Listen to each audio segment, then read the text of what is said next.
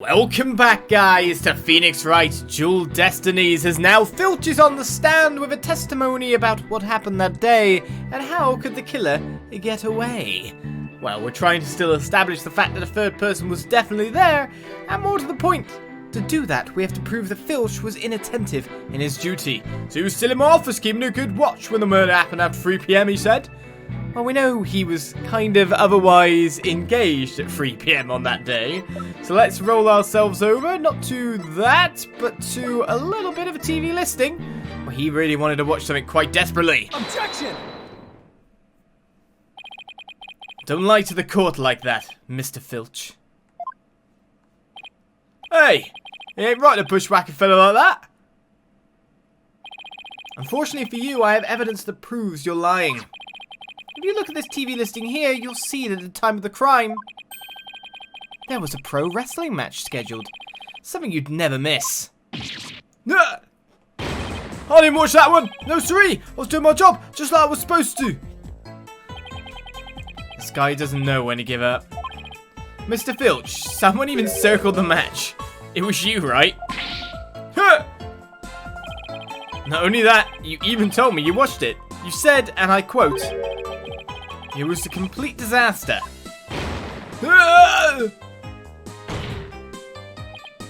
So, do you admit to slacking off? You can't treat me with your Rudy Poo lawyer talk. I'm one of them professional tops too.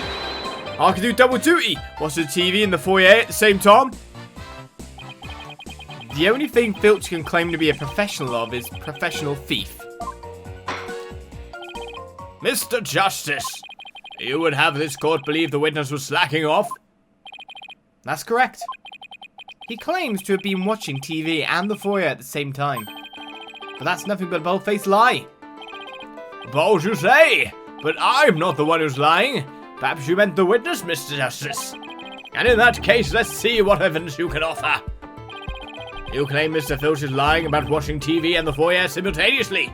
Now prove it. Well, let's go to the foyer map. Whereas we pointed out at the end of last episode, the TV is very much faced away from the foyer. Let's present that then. Take that! And blow Mr. Filch out of the water. Please take a look at the direction the TV is facing in this diagram.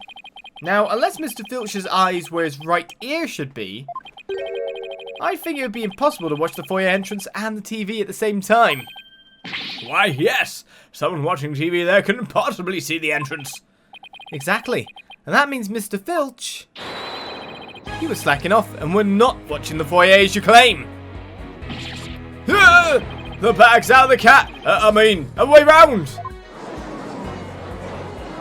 I'm glad you took the bag out of the cat. Bags shouldn't be in cats. Order! Order! Order! But, Mr. Justice, is Mr. Filch's less than stellar work ethic relevant to this case? It's very relevant, because while he was slacking off watching TV, there really could have been a Tembatara impersonator in the foyer. Objection! Oh, God. What now? Granted, the Tanuki was lax in his duties, but he still had the foyer entrance covered. What are you talking about?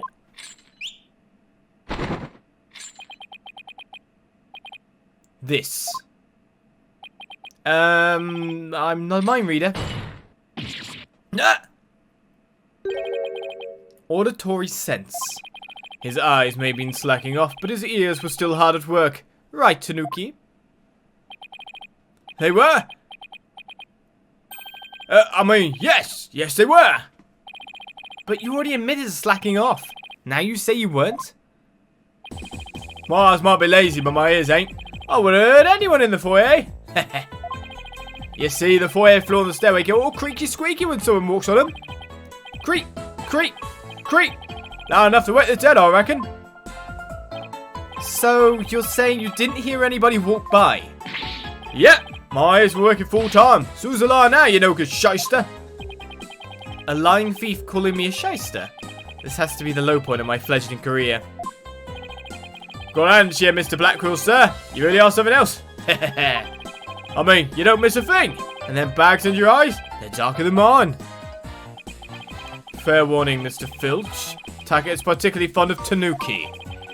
Should you lie to this court again, you may suddenly find yourself on the menu. Oh, please don't eat me, Mr. Tucker, sir! The witness will henceforth testify truthfully under penalty of painful bird attacks. And with that in mind, the court requests that the witness revise his testimony accordingly.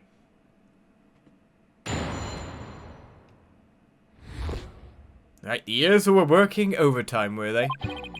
It's true! I was watching a pro wrestling match on the office TV. My eyes might have been slacking off, but my ears, they're working overtime. The floors there's all creaky squeaky like. No way I would have missed someone walking by. See, there went no Tematar in the foyer. Superstition is the religion of feeble minds. Understand? A simple, rational explanation is best. Forget yokai, demons and such. We must use common sense, for lacking that our entire world would be but upside down. Says the convict prosecutor is totally a sign of the end times for the legal world. And besides, if there are any yokai roaming about, I'd nab them and sell them to the zoo! I wonder whether Jinxie was just seeing things. That seems to be the general consensus, but I'm sticking to my guns. If we can't prove she saw Tematara, the mayor's sure to be convicted. Then we better hope my guns fire bullets, not BBs. The defense may cross-examine the witness. Right, here comes our cross-examination. Let's hope everything goes okay with the ears working overtime, eh? Right, I didn't spot anything super suspicious, except for the making a large shebang about the noise and all, so we're just going to have to press, really, and hope something comes out of the testimony. You are paid for your work, aren't you? Yeah, regarding you watching TV. So how do you justify watching TV on the job? Hey, easy be me. I mean, I can't watch TV when we have visitors. There's no way to record stuff. Sorry, am I supposed to be consoling you over your first world problems? If those are his only problems, he should consider himself lucky. I guess pro wrestling's serious business to Mr. Filch. My eyes might have been slacking off, but my ears, they're working overtime. Hold it! Were they now? You lied earlier about taking your guard duty seriously, didn't you? Oh, what? That?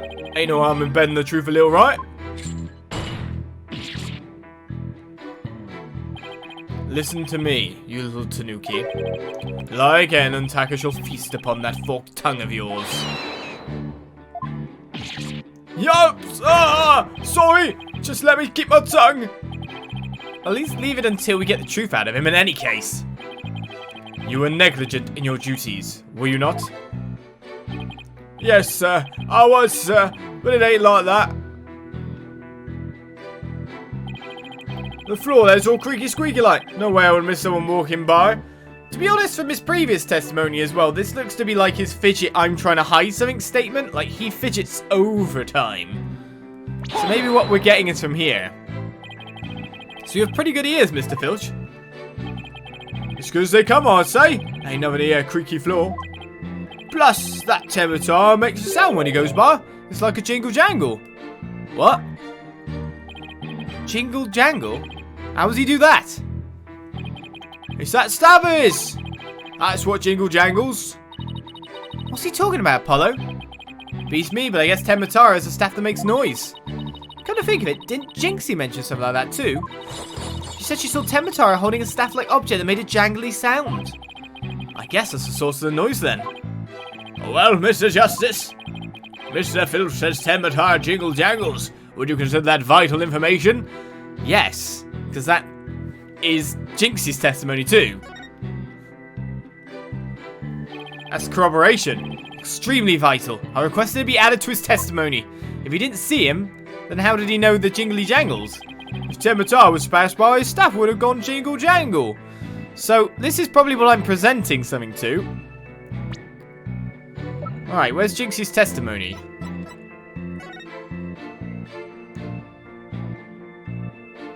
She couldn't call for help because there was no one else in the hall. So what angle are we looking at here? He was carrying a staff-like implement that jingled. He knows, which means he saw it. So do I give the testimony or do I present evidence? I mean, this is the thing. This is the point. What am I presenting here? What else could I have that's staff-based? I mean, Jinx's statement is obviously the thing, because that corroborates that. You know what's easier for me to just... Oh, I can't just go in there and switch.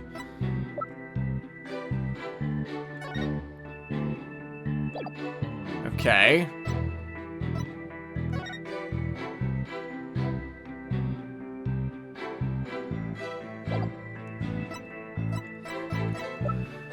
Okay, right. Didn't we talk... I'm not sure at this point in time. The whole staff thing. Is that... That's the important point because of the noise to begin with. So is it the statement that says he had a staff? Or is it the fact that in no depictions of Temmataro, there are a staff? Which means that, like, even in this picture that's been taken up here, he doesn't have a staff. Of course, that's somehow faked, I imagine?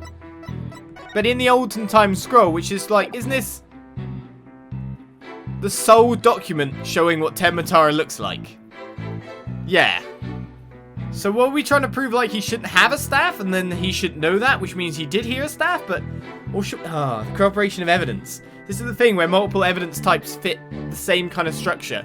I guess you just fling one at him and hope it sticks. Objection! And I think it did. Temmataro's staff would make a jangly sound, you say? Well, I'm going to say that your story doesn't add up.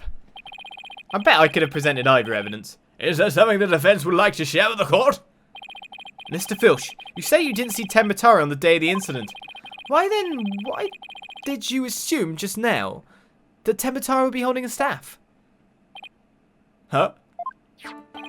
You see, the Temmataro Jinx you saw held a staff in his hands. Oh, I should have presented that, yeah. And she described it sound just like you did, as a kind of jangly sound. Yeah? So he's holding a staff. What is your point? Objection! The point is that Temmataro doesn't use a staff. Not normally. What are you talking about? You see, this is the only known document depicting Temmataro. Is there a staff in that picture, Mr. Filch? You're right. There's no staff. Not even a cane or a walking stick. Ha! So the question is, why does the witness think Temmataro uses a staff? I believe the answer will overturn the prosecution's case on the most basic level. Well now, this is getting interesting. Alright, Mr. Justice, it's time to show the court where you're going with this. Please tell the court why Mr. Filch believes Temmataro carries a staff. Because he actually saw Temmataro. Which proves our third person thing, which is what we need to open doubt in the case. Mr. Filch actually saw Temmataro right after the crime occurred. That's the only way you could possibly know about the staff. Busted again! Bloody hell, you duplicitous little... Yes, how'd that feel, Blackwill? Not so fun when you're on the receiving end of the blade, is it? Admit it, Mr. Filch. You did see Temmataro that day, didn't you?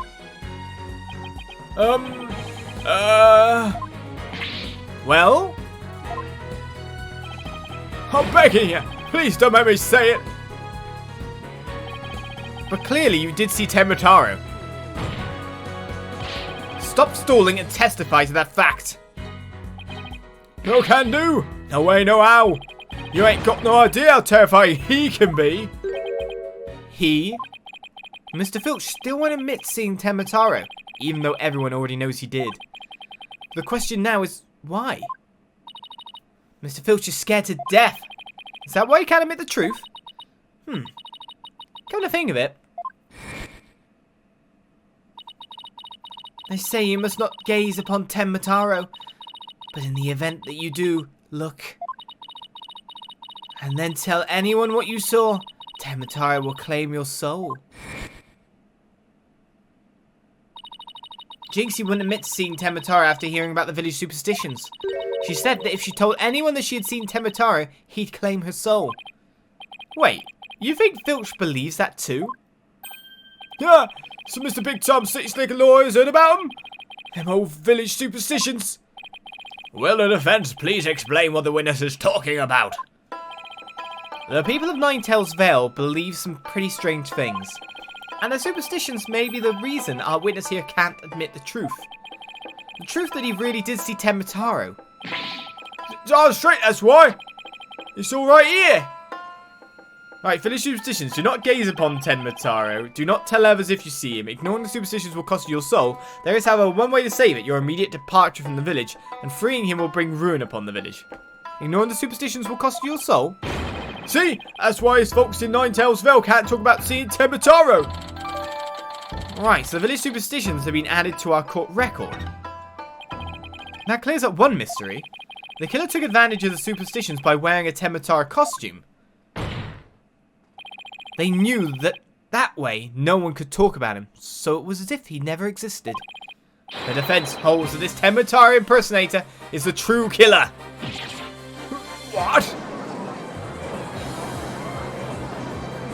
Objection! Of course you would. Superstitions, you say? What kind of a fool would actually believe such rubbish? And would that using some silly fairy tale so easily expose the culprit? You'll need to come up with a more rational, common sense explanation than that. Objection! Your common sense seems awfully narrow-minded to me, Prosecutor Blackquill. Objection! Try living in my world of narrow cells, mortal danger, and dark, sleepless nights. There is no lack of superstitions in the clink, but few are those who truly believe in them. Objection! Well, the village superstitions are real enough to the people of Ninetales Vale. A life or death superstition might make you a believer.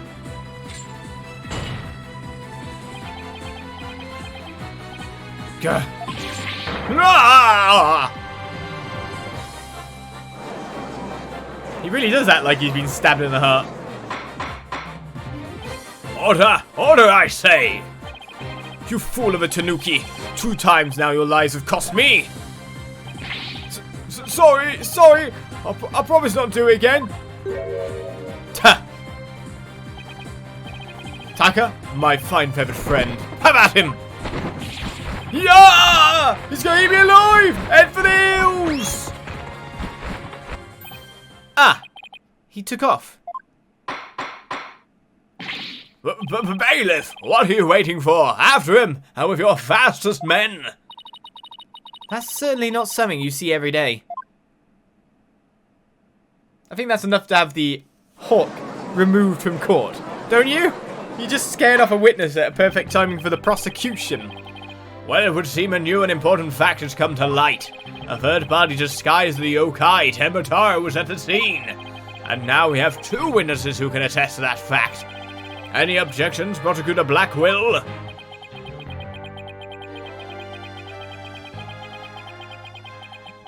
Maybe? One day? Whoa! Huh? Oh, he broke his chains! What? Huh? Ah! His shackles! What? I'm too young to die!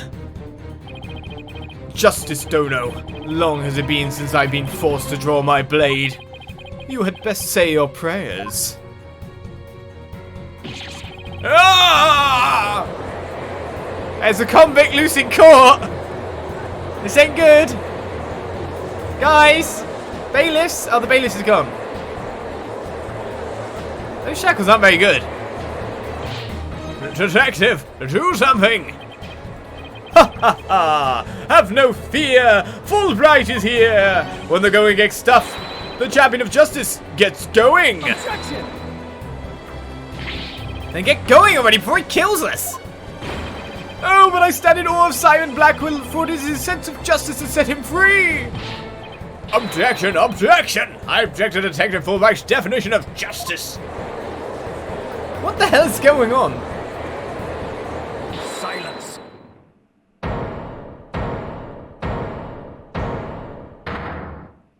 That's not an objection.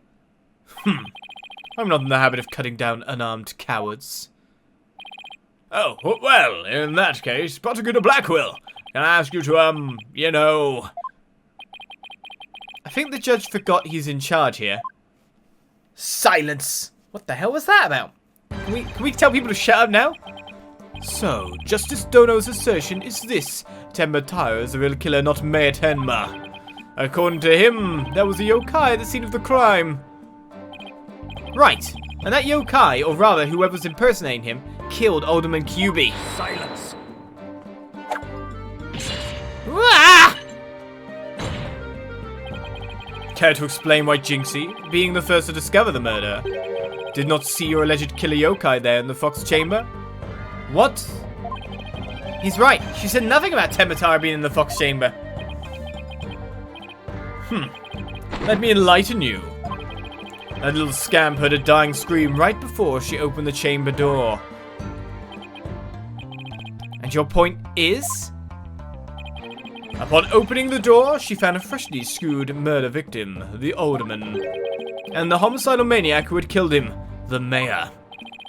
No, there must have been someone dressed up like Tenma. Ah! Then, why does that little scamp claim not to have seen a yokai in the Fox chamber? Considering her father is accused of murder, surely she would have mentioned any third party that might have been in the room. I don't understand. Why did she see Tenma Taro inside the Fox chamber? There is but one way to find out. Ask Jinxie Tenma whether she saw your killer yokai at the scene of the crime. Uh-oh. The final battle draws nigh. Only one of us will leave here alive. Long has my blade thirsted for blood. At long last, it shall be sated. Wait, this is still a trial, right? Show me what you're truly capable of, Justice Dono.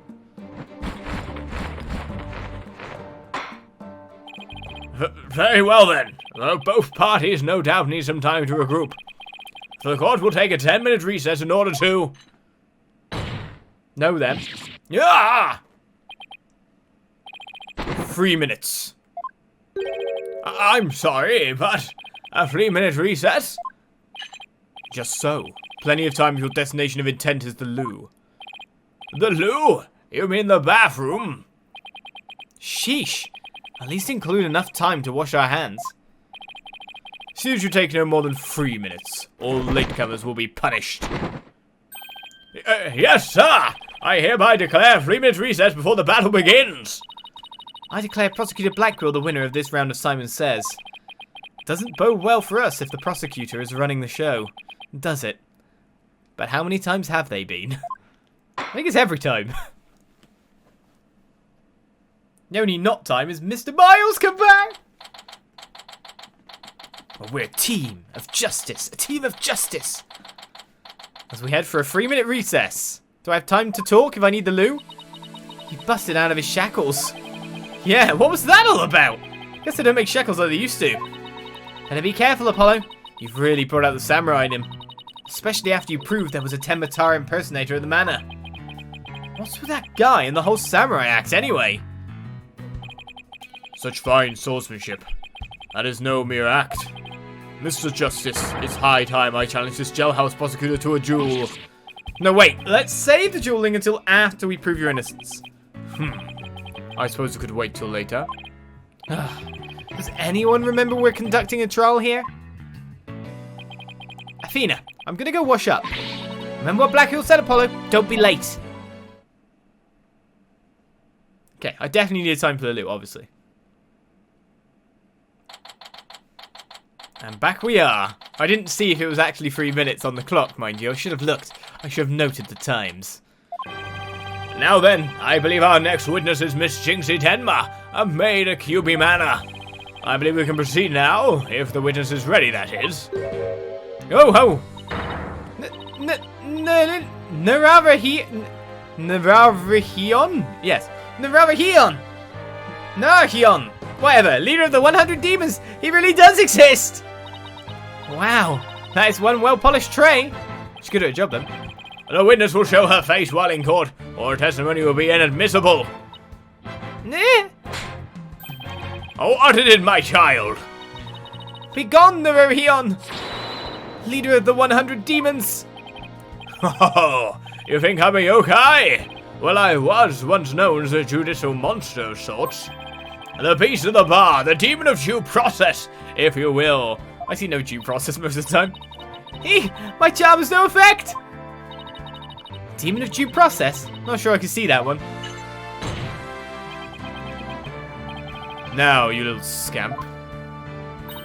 Yes? I do not see him as a demon. I trust you know why you're here. Bags? Bags? Oh, that tricksy tanuki. Try the noodle stand. Go enjoy a big bowl of tanuki-tail noodles while you're at it.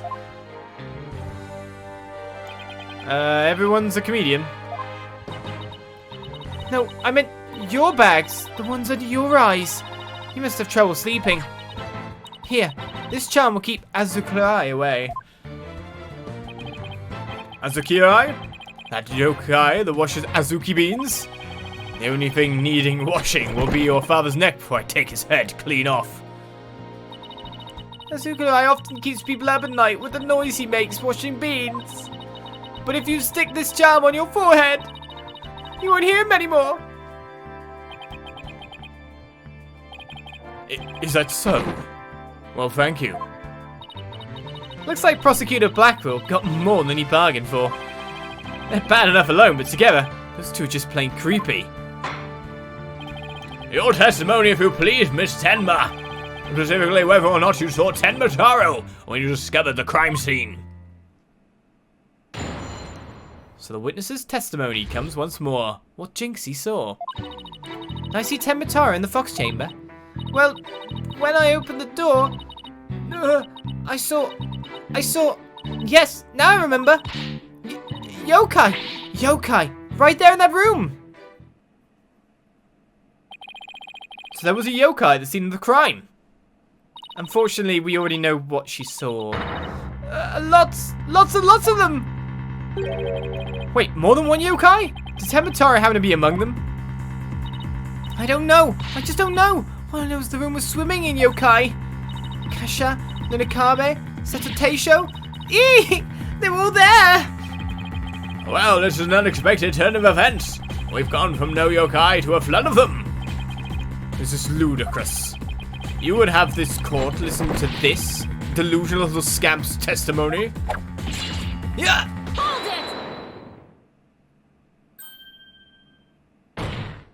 it!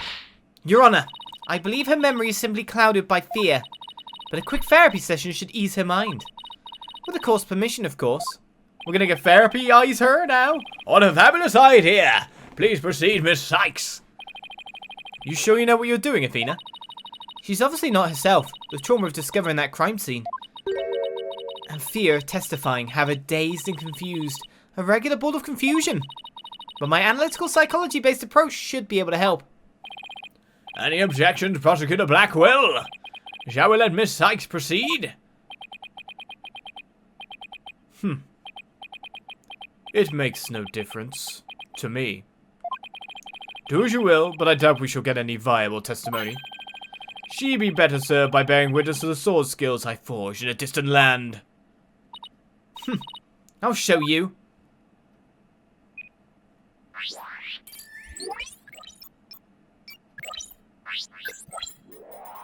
Alright, it's time once more to bring out the Matrix.